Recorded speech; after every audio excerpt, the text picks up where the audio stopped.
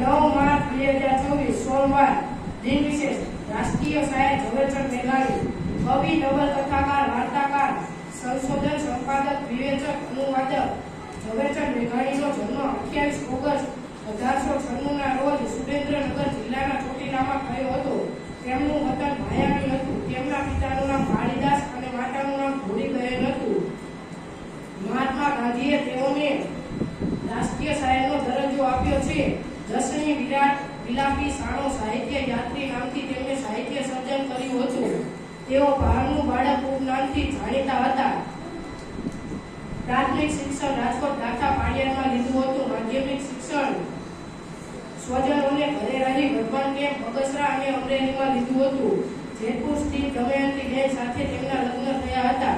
બગસરામાં સ્થાયી થયા બાદ રાણપુરથી પ્રકાશિત થતા સૌરાષ્ટ્ર નામના છાપામાં લખવાની શરૂઆત કરી હતી.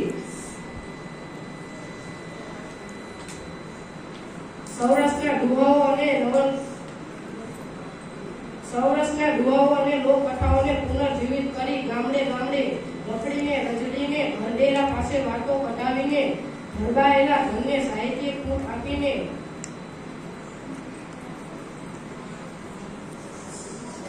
સૌરાષ્ટ્રના ખમીરને લોકોની સક્ષમ મૂકી દીધું હતું. 1930માં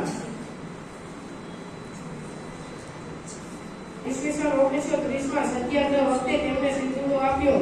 સરકારે તે જપ્ત કર્યો. તેમને જેલની સજા થઈ.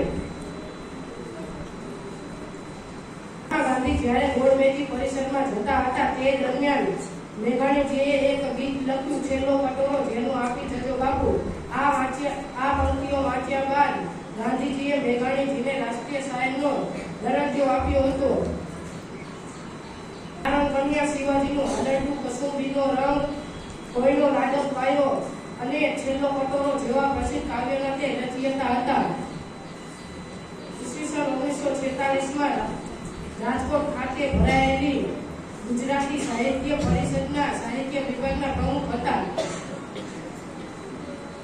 1928માં રણજીતરામ સુવર્ણ ચંદ્રકથી સન્માનિત થયા હતા. ઈસવીસન 1947માં તેઓ તેમના પુસ્તક વાણસાઈના દીવા બદલ મહિલા પારિતોષિકથી સન્માનિત થયા હતા.